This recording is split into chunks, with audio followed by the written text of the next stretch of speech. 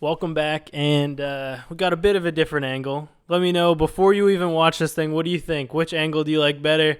Still trying to feel this whole thing out, but we're jumping right into it. If you missed the last episode, I'm here with Michael Kaplan. He's a real estate agent here in Chicago and a fellow college dropout. So we're both young guys working in our industries and doing pretty well, if you ask me. But what we're talking about in this episode is doubling down on yourself. Whenever you're dropping out, whenever you're going into these new industries, maybe when you're quitting your job and trying something totally new, a lot of people won't believe in you right away. But once, you make a couple dollars, once you get a couple cool clients, then everybody seems to become your biggest fan. Yep.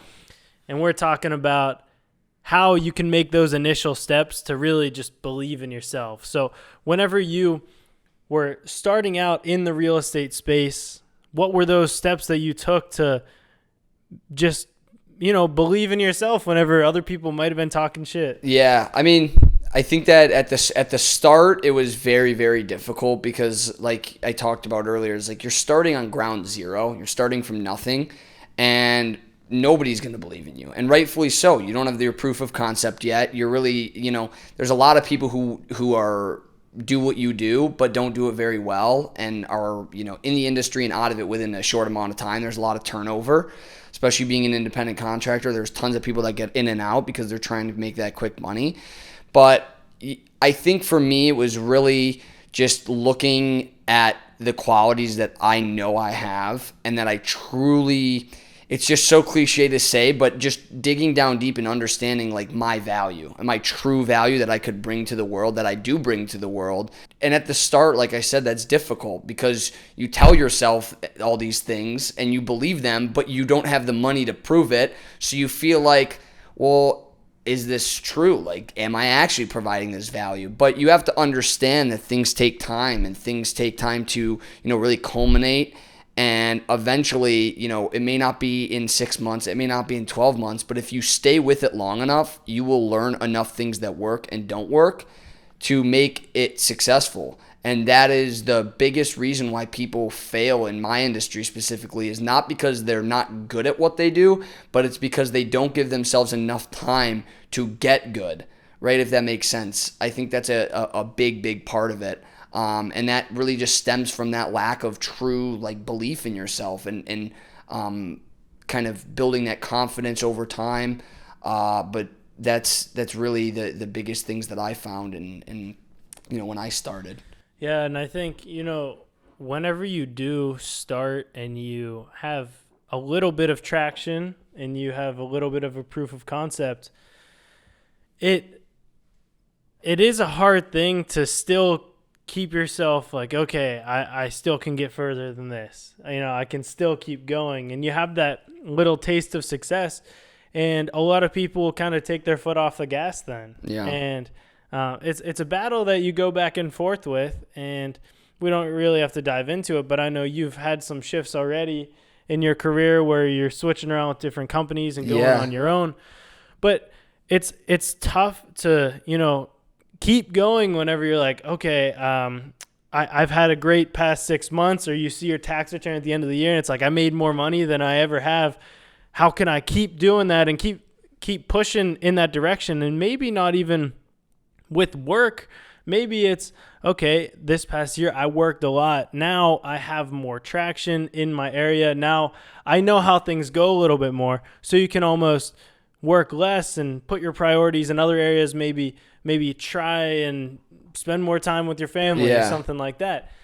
How do you kind of make sure that you keep all of those buckets full and keep your foot on the gas with work while also trying to balance life? Yeah, I think the statement work smarter, not harder, is the first thing that comes to mind for me, and it's cliche, but it's super true.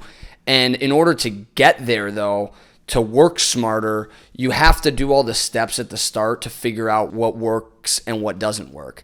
Because, like I said, when I first started in the industry, I had no clue what was going on. The closest thing I had done with real estate was turning on HGTV and watching, Extreme Home or whatever makeover show was on.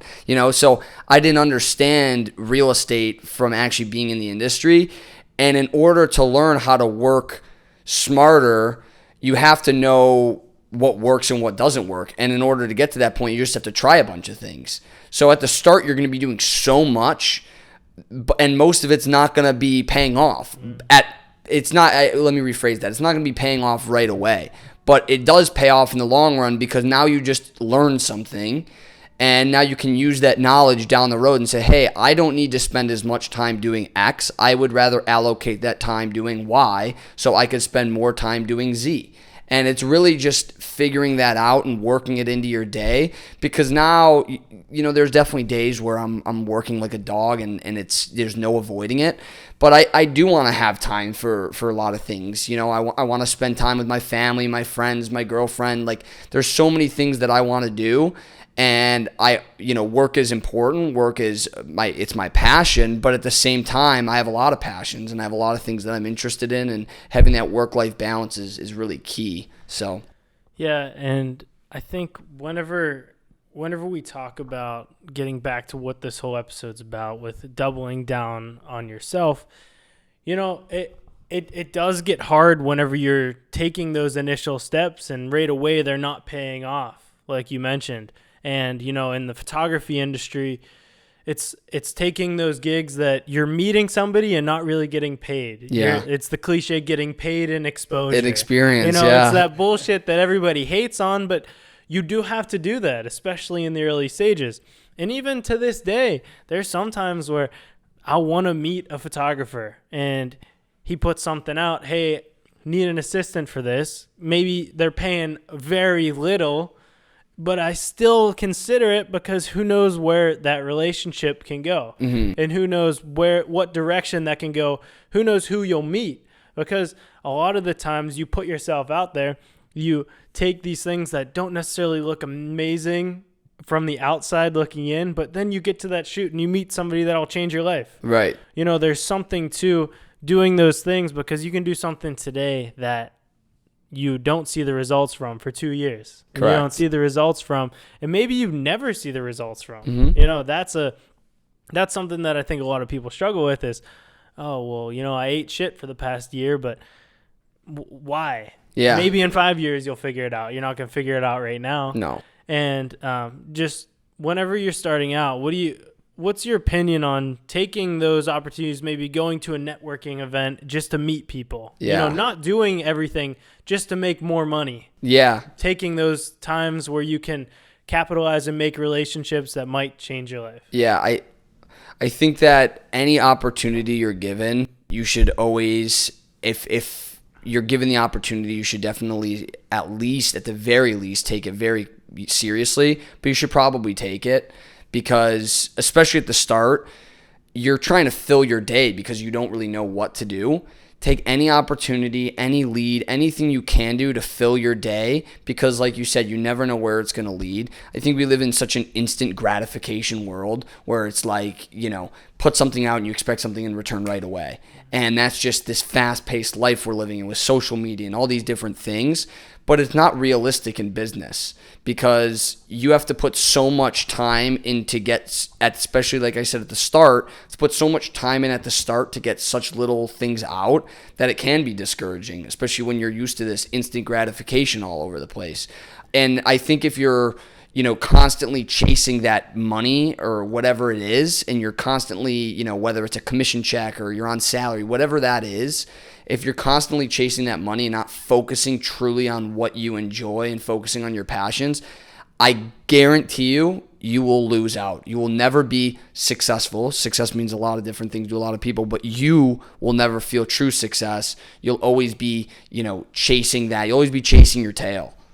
And I think it comes back to this comparison trap too, because you can't help but compare yourself to those people that are helping you, that you are looking up to, because you want to get there at some point. But I think sometimes as well, I have friends who have been in the industry for 3-4 more years than I have, and I'm sitting here comparing myself to them, and it's like, if you step back and think about it, it's like, that doesn't make sense. I'm pretty close to where they were, and to be honest, probably further than where they were when they were my age. Right. And you have to realize that and be like, okay, whenever I'm their age, maybe I'll be even further than they are, or not necessarily doing the same exact thing as them, but in the things that I want to do, I'll be further. And it's hard to take that step back and get rid of those comparisons, because, that's what you're looking at as the North Star. Mm-hmm. And I think that whenever you're especially starting out, trying to avoid comparing yourself to others, and I still struggle with it to this day. Everybody Every does. single day I wake up and I'm everybody like, man, does. they're probably killing it. But I think that's also what keeps me going, is that when I'm working with somebody, I don't want to let them down. Yeah. Or whenever I'm feeling lazy, what makes me actually get up and work is that I know the person that I'm comparing myself to is still putting in those reps today. And maybe today is a day that they're feeling good and I'm feeling like shit. Yeah. So I need to go and I need to at least do something, because that's better than just sitting around and eating Cheez-Its all day. It comes back to putting in those hours whenever you don't necessarily feel like it, which is one of the hardest things whenever you're working for yourself. Yeah. And you have to, like we talked about, you have to have a lot of self-discipline. But I think that there's really two ways. I think comparison it's only natural. It is a human trait to a certain extent. You'll always be comparing yourself. Even the people that like to go out and say, oh, I never compare myself to anybody, I don't care what other people think about me. Just the fact of them saying that means they care about what other people think about them, right? It's kind of ironic. So I think that understanding that is important, but then you have two options. You can compare yourself to somebody and look at them and be like, oh, look at all they have. They have the nice car, they have all this money and all these wealth and fame and success and yada, yada, yada, and kind of have this pity party. Or you can use that, like you said, as motivation. And those are your only two options. So which one are you going to choose? Because I know I'm going to choose the one to motivate me, and I'm going to choose the one to get me to that next level. Because if I choose the other one, I'm going to end up in this rut, and I'm never going to get to where I want to go. And those are those only the only two options I could think of, unless you literally are one of the only people I've ever met in my entire life that can avoid comparing themselves to other people at any point. I just don't think that's realistic. I think you have to be realistic with yourself, because there's a lot of these people that get up there and say, you can't compare yourself. You don't do that, blah, blah. And that's important. You shouldn't do it. But I think there is some natural component to it that is unavoidable, and understanding that, working with it, and then, going forth with your decision is key. It's very key.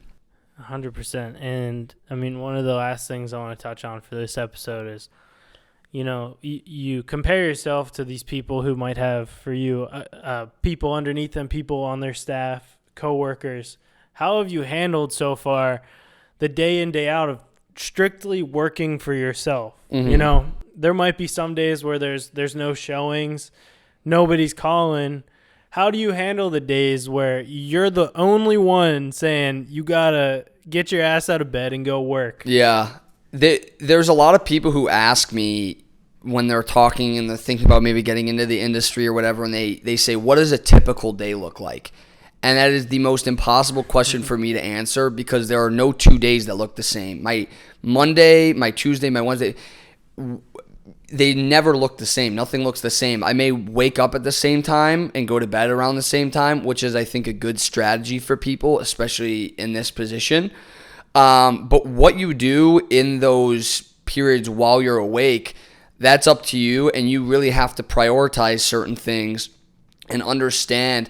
I think using a calendar is imperative. I know you use a Google Calendar or Apple Calendar, whatever it is. You need some organization strategy there.